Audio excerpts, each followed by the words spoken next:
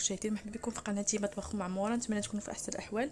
اليوم ان شاء الله نشارك معكم سباكيتي بالفلافل وصدر الدجاج اللي كتجي جديده بزاف، سهله واقتصاديه. ندوي على بركه المكونات. عندي 250 غرام ديال سباكيتي تكون نوعيه جيده، عندي كميه من صدر الدجاج اللي قطعتها قطع صغيره، عندي الفلافل ممكن تستعملوهم ممكن لا، نصف فلفله حمراء ونصف فلفله صفراء اللي قطعتهم قطع صغيره، عندي صلصه ديال الطماطم. بالنسبه للتوابل عندي معلقه صغيره مع مرش كل من جميع العطريه، يعني البصل، سكنجبير، التحميره، خرقوم، شويه الكمون، شويه الملح ما كترش بزاف، غنسلقوا بها وفي نفس الوقت غنديروا بها الصلصه. عندي شويه الهري، شويه ديال الزعتر وفص ديال الثوم اللي حكيتو، وتقريبا واحد ربع كنوره بكري اللي غنسلق به هاد لي باط. ندوي على بركه الله. كناخذ الطنجره ديال الضغط، كنوضع فيها سباكيتي وكنوضع فيها شويه د الملح غير قبيصه، كنوضع فيها ربع ضامه ديال الزعفران، عفوا ضامه ديال البكري، وغنضيف كميه من الزيت اللي مخلطه ما بين زيت النباتيه وزيت الزيتون، ونوضع الماء يكون مغلي حتى كتغلى ليا هاد سباكيتي، وندوزو باش نصيبو الصلصه ديال الطماطم. بالنسبه للصلصه انا غناخذ المقله، غنوضع فيها شويه ديال زيت الزيتون مع زيت النباتيه ونخليها حتى تسخن. غنضيف الفلافل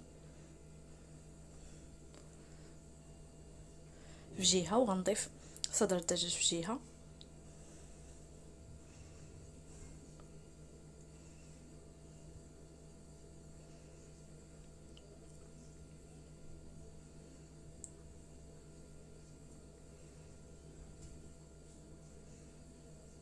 غنضيف نصف الكميه ديال صلصه الطماطم اللي وريتكم في الاول، غنضيف غير كميه قليله وغنخلي الكل حتى يتشحروا مزيان، كيشربوا الزيت وكيتقلاو مزيان.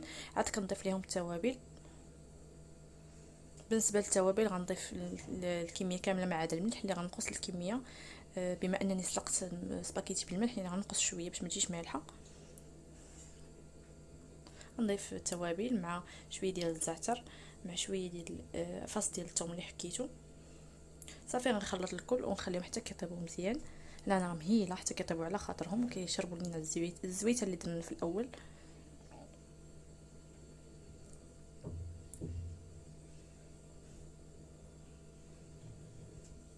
هنا راه نسيت الكمون ما ذكرتوش، كنضيفو غير شويه الكمون، غير تقريبا واحد راس معلقه صغيره ديال الكمون. صافي غنخلط الكل ونخليهم حتى كيطيبوا.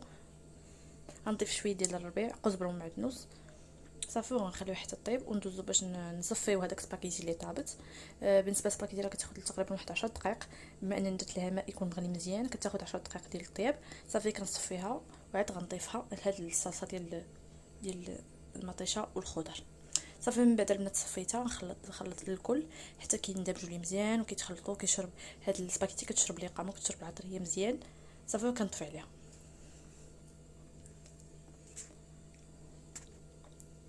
صافي البنات من بعد ما طابت صافي غنطفي عليها وغنضيف واحد الاضافه للجبن مبشور، هاد اللي خصيصا ديال هاد البيتزا، عفوا ديال هاد السباكيتي ديال لي باط كاملين. غنضيف كميه ونغطيها بهاد المقله بالتبسيط حتى داك الفرماج كيذوب على سباكيتي وكيجينا معجن، كتجي سباكيتي كتجي معجنه. غنغطيها واحد 5 دقائق صافي كتكون واجده.